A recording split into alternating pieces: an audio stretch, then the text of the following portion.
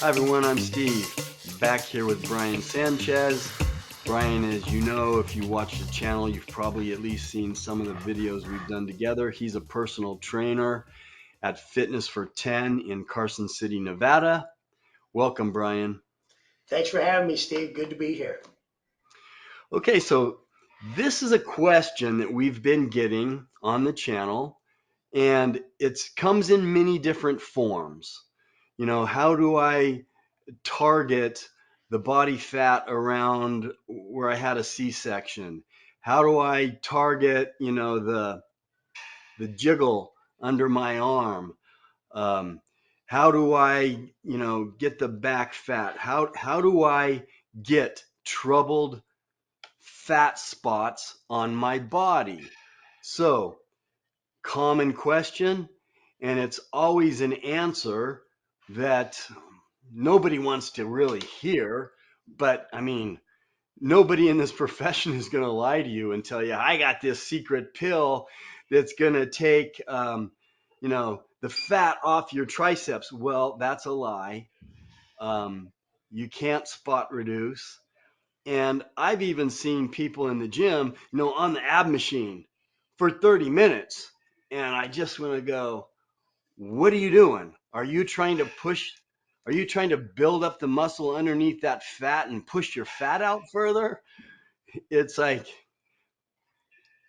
it just it gets in people's brains. If I do a lot of these, I'm going to make this smaller. No, resistance training will never make anything smaller. Sorry. And your body gets to decide where it burns energy. So I could go on, but go ahead. What's some of your input on this, Brian? I think it's a great question, and thanks for putting that in, whoever sent that to us, because this is commonly discussed. You can be sitting with just a group of friends at a family barbecue, and somebody says, I got some weight around my waist. I got to do some more sit ups. And it's such a misunderstanding on how the body burns. Let's get it on the table. We cannot target a specific spot of fat.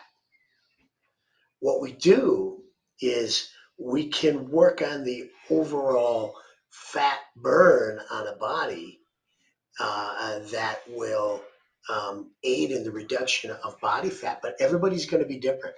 You can't outrun genetics. And you have to remember that first off. So, what's most important when you come to the gym isn't so much whether or not you have a muffin top or whether or not you have neck fat or back fat or glute fat. You have to first look at yourself. And please, everybody, I'm very serious when I say this, love who you are. And then if we want to make that change to your body and the physical structure because you may be heavier than you think, well, then let's go at it. Let's develop a program that creates a caloric deficit in your body through proper eating and proper exercise. Put it out through your week and let's get you to burn. I think what people have to remember is when we talk about splits routines, and you'll hear us talk about, okay, I'm going to hit chest today. I'm going to hit legs today. I'm going to hit back today. That is not us talking about losing fat in those zones. That's talking about the development and the movement of joints and muscles in specific areas to create a larger muscle group when we're talking about our weightlifting and things of that nature. So we do have to be very, very clear about we can't just burn the muffin top. We can't just get rid of the back fat. We can overall on your body get rid of it. But underneath that layer of body fat, we can certainly strengthen the muscle group. We can strengthen the back muscles. We can strengthen the chest muscles. We can straighten the glutes, or as we commonly call it, our butt. We can strengthen all that. We can change the way it looks based on the muscle underneath. What do we do for fat? We create a proper caloric deficit so your body burns more calories a day than it used to. And that's what we do to create that change in the body. Your body, this is just tough. Your body's going to have its favorite spot to put that last little bit of body fat. and it's not going to give it up. It's the last place it's going to go. And it's usually the one place where you want it to go is usually the last place that it's going to move from. It could be around the belly, it could be on the arms or the thighs or somewhere. But your body, everyone's body has its favorite place to store energy. And we had another comment or topic suggestion about the difference between burning calories and burning fat. Well, that's an interesting question because it's like a dog is an animal, but is an animal a dog? Maybe. So calories are a measurement of energy, and your Right. body stores calories everywhere in your body in the form of glycogen, in muscle cells, in your liver, and it stores it in the form of fat on your body. So when we burn energy, your body's going to decide. Now we can dictate a little bit. Are we doing aerobic exercise or are we doing high intensity interval training? Are we resistance training? Are we sprinting? Are we running stairs? That dictates a little bit of the type of energy we're burning. But I talked about this in a previous video. You're always burning some of each. Now, calories are in the form of fat and glycogen that we burn, but and it's always a combination between the two. You can't only burn glycogen or carbs, and you can't only burn fat. Your body can't do that. It's always a combination, and your body's going to decide what type of energy it uses, but and also, unfortunately, it's going to decide where it takes that energy from. And if that's, under the arm right here, a flabby spot here, it's probably going to be the last place to go. Well, and I really think that's important to understand too, Steve, is even with our clients when we take them in, they're investing a lot of money in themselves, not in us, in themselves when they come in and they sign up and they get on contract with us. And I have never promised a single soul of fat loss. And what I mean by that is when we understand how the body burns, uh, I could burn a lot of calories in a day, but does that mean I'm necessarily going to lose fat? Maybe not because of how much I'm eating. I might not lose a single pound. If you don't understand that in overall fat loss, the onus is on the individual, and this is where behavioral change comes into play, where we as coaches really work on this. Our workouts are going to work for you, whether you're in your group sessions or individual sessions, you're in here on your own. They work. They do what they're supposed to do. What's important is tackling the consumption of food. Most importantly, planning out what you're going to eat and how you're going to eat to be successful in true fat loss. That is outside of the control of your coach or your gym. It's all on your shoulders to commit to that fat loss, and we help move you along. And we give you guidance on how to do that. And we're the little guy on your shoulder going, don't eat that, don't eat that. That's what we can do to help you out. So you'll never hear us as coaches promise you fat loss. What we'll do is we will promise that we will set up a program that can get you in that direction so that you can learn what you can eat, how much you can eat, and how hard you have to work out to lose that pound.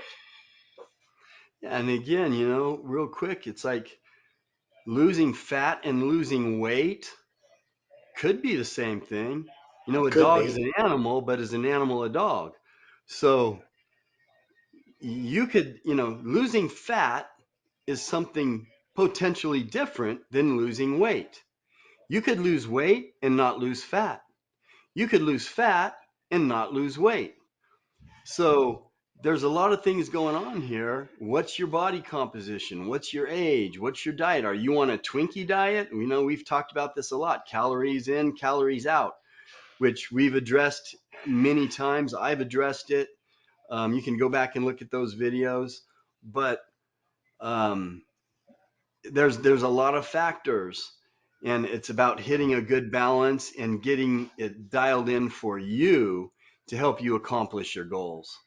Whether it's burning what's called belly fat, uh, again, is it subcutaneous fat? Is it visceral fat? Well, it's all fat, but what are your goals, and do you have a plan to reach those goals and objectives? So Well, what we will do, when people have problem zones, we take measurements of the body. We start at the neck and work our way down, and we keep track of that with you, so that in those zones that you think are your biggest concern, we hope that through our program you will see a reduction in your waistline, or if your arms aren't where they want to be, you'll see some kind of change in it. But it is important to understand that just because you lost weight doesn't mean you lost fat. I mean, I tell people expect your weight when you're in a good program to fluctuate a few pounds a week. You might be 115 on Monday, but 117 on Wednesday, and then 116 on Friday, but you haven't lost an ounce of fat. You might be positive. I think it could be all down to, you drink more water this week. You don't know. So to target fat, we got work to do. We have to come up with a plan. But I can assure you we'll create one for you. Just come see us. yeah, that did happen to me once. I was 115 one day, and then I was 117 the next day. That happened to me once, probably 50 years ago, for Yeah, 40 yeah. years ago. I think Uh, I'm 115 in my right leg. and here's the thing: the measurements are important so that you're not deceived. I like to use skin calipers. If those skin caliper measurements are getting smaller and smaller, you're going in the right direction. But what if you gain 4 pounds and you're looking at scale, you started your workout program, you're eating really good, and you've gained 4 pounds? Is that oh no, that's bad? Hopefully not. Because what if you lost 2 inches in your waist? What if you lost 2 inches off your hips or 2 inches off your waist and you gained 4 pounds? That's the best possible thing that could happen. That's body Again, recomposition. it depends on where you are. People that have more fat, higher fat composition, it's easier to do that. If you got 8% body fat, you're probably not going to gain. Well, you're not. If you have 8% body fat, I'm going to go out on a limb here and say you're not going to gain 4 pounds and lose 2 inches off your waist. If you're 8% body fat, that's not going to happen. If you're 38% body fat, you could easily gain 4 pounds at the beginning and lose 2 inches off your waist. That would be kind of a skinny fat thing. People who are skinny fat, it's easier to gain weight and lose inches because of the composition of your body. So there's a lot of factors here. Hopefully this helps. Hopefully this gives our listeners some ideas, gives our members some ideas, and not only all of our gyms and health clubs, but in other health clubs, or even if you're exercising at home, which is great. I I own health clubs, multiple health clubs. I've owned multiple health clubs for a long time, and one of my partners said to me, because I work out at home so often, and so one of my partners said, "You realize you own gyms, right?" I do. I don't have to work out at home. I like it. It's convenient sometimes. That's what I do.